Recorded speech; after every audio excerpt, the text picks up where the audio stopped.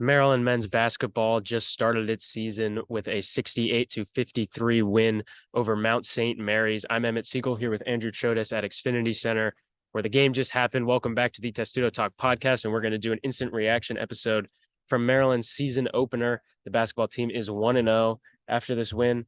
What was your biggest takeaway from what we saw on the court tonight? Yeah, I mean, I think obviously it was an imperfect start to the season. A lot of new faces. I think even Kevin Willard himself mentioned a lot of adjusting, a lot of new lineups. But I think for me, the number one takeaway was the play of Deshaun Harris-Smith.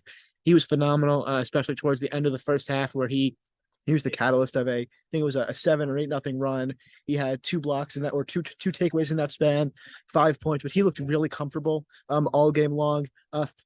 Finished with 12 points. He was a plus 22, led the team in that category. So a really solid performance from the freshman. So I think that was my biggest takeaway for sure. Yeah, I think I would agree with you. The play of Deshaun Harris-Smith was something that we were all very excited to see for the first time at the collegiate level. We know what kind of player he was in high school, what kind of recruit he was, and all the hype he was getting in the preseason from Willard, from his teammates, from even the national media, from a lot of people picking up on how special of a player he could be.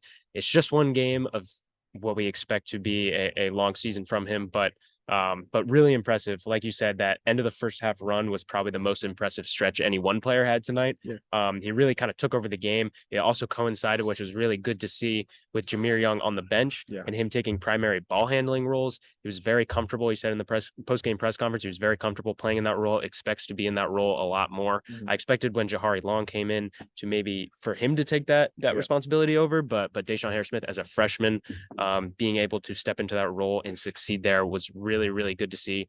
Julian Reese also really impressed today. He led all players in points and rebounds. I think he had 18 and 8. It's what you expect from him. Yeah. Kevin Willard said in the post-game press conference that Julian Reese is one of the best players in college basketball. We still have to see a little bit more, maybe before we can fully agree with that statement. Yeah, But Julian Reese is certainly one of the best players on this team, and looks like one of the best forwards in the Big Ten, yeah. at least from what we've seen. Yeah, and I think the only concern I think you might have is that he did get into foul trouble a little bit. I think he had to exit the game midway through the second half. Had 4 personal fouls, but again, it was a good first half performance by the Terps. They extended their bench a lot, which Willard mentioned he would do in the first 10 minutes. I think it was 9 or 10 players. It was Saw the 10 floor. players in the first 6 minutes. So 10 players in the first 6 minutes saw the floor. We saw a bunch of different lineups. We saw a lineup at one point with Dante Scott, Callum Swanton-Rodger, and Matty Traore. So they saw lineups with big lineups. We saw some small lineups where you had three guards at the same. We saw Jordan Geronimo start, which I thought was pretty intriguing to see. Obviously, a really versatile player. I know you expected him to start. I wasn't necessarily sure of that, but we saw a lot of Terps today, a lot of different rotations, and again, I think it wasn't the most perfect game. The second half was played fairly evenly, but a lot of learning curves, and I think it's encouraging to see so many players see the floor in a bunch of different areas. Yeah, and also very important, you leave this game with a win, and we take that for granted, knowing that it's a bye game Yeah. against Mount St. Mary's. It's a team you expect to beat, but, like we saw with Michigan State, I was going to put Louisville in there, but I don't think they're at the point where they can take any game for granted. But point being that you can't take any wins for granted, and to start your season with a win is an accomplishment within itself. Mhm. And for Maryland to do that tonight, even though it was against a lesser opponent, is really impressive. And also to leave healthy, which for a second we were concerned about. Deshaun Harris-Smith early in the second half went down, holding his leg.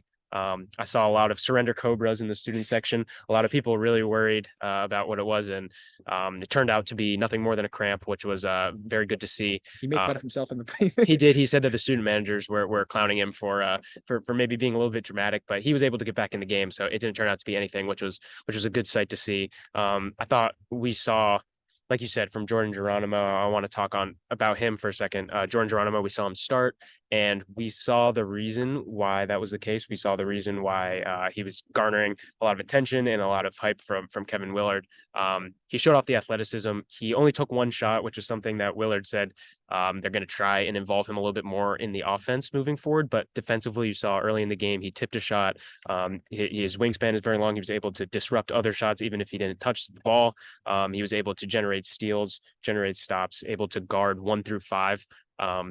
Jordan Geronimo, I'm not sure he's necessarily going to be, the X factor of this team, but certainly looks like an important player and the kind of player that Kevin Willard can really rely on moving forward to do the job that you need him to do, whatever it may be. Yeah, and I think especially on the defensive end, as well. He showed off, he could defend guards, he could defend in the front court.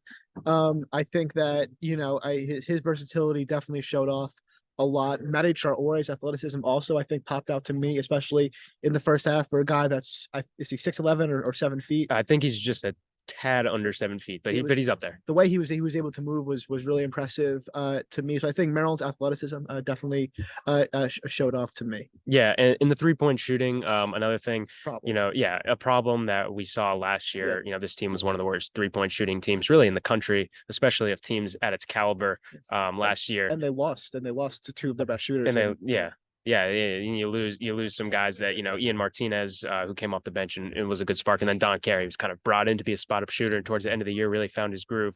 You saw Jamie Kaiser. He hit a three, looked pretty confident out there. Another freshman that was in that mix to potentially start. Geronimo ended up taking his spot. You saw Noah Batchelor take a couple threes. Dante Scott made one as well. I can't think of everyone that made them off the top of my head. You have the stat sheet right here. But while I'm saying that, it's something that is probably going to be a problem for this team moving forward. I don't think there's an immediate fix to it, but it's also one of those things that maybe they find their groove. Maybe they settle in a little bit more offensively, scheme wise. Maybe you can get some more open shots, I should say, and maybe guys like Kaiser can get more minutes. Maybe Batchelor starts to find his groove a little bit. We know what kind of shooter he can be. We just haven't really seen it at the college level. But certainly something I'm keeping an eye on, and something that, if I'm being totally honest, I expect to be something that I don't say hold this team back, but potentially be something to worry about moving forward. Yeah, and like you said, it's only game one, but obviously last year the offensive struggles kind of plagued the Terps, especially early on in the season. Tonight they finished 3 for 16 from deep. Dante Scott, Jahari Long, and Kaiser. Jahari Long, that's right. That was a nice assist from Deshaun Harris-Smith. Now that I think about it, he drove to the hoop, picked it out nice to the left corner, and Jahari chilled it. Yeah, but a lot of things I don't know if to worry about, but to keep an eye on offensively. 17 for 25 from the line. Julian Reese kind of continued his struggles. He went 2 of 7 from the line. They lost the turnover battle against Mount St. Mary's, which shouldn't happen. But first game of the season, again, a lot of new faces. So offensively, a lot of things to work on. Defensively, encouraging. It's what you expect from a Kevin Willard team, especially earlier in the season. You see the defensive intensity. They're pressing from the jump. They're generating steals. They're contesting every shot.